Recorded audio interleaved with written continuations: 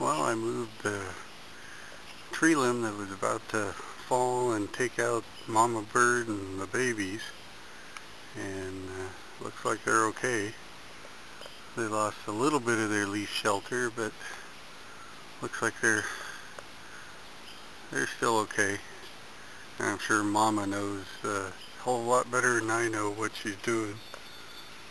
So this is as close as I'm going to get. I'm zoomed in pretty good, but I'm going to leave them alone now. I just wanted to check on them after that windstorm, but I'm glad they're doing okay. So, of course, she's keeping one big eye right on me. So, but anyway, so back to work at the camp.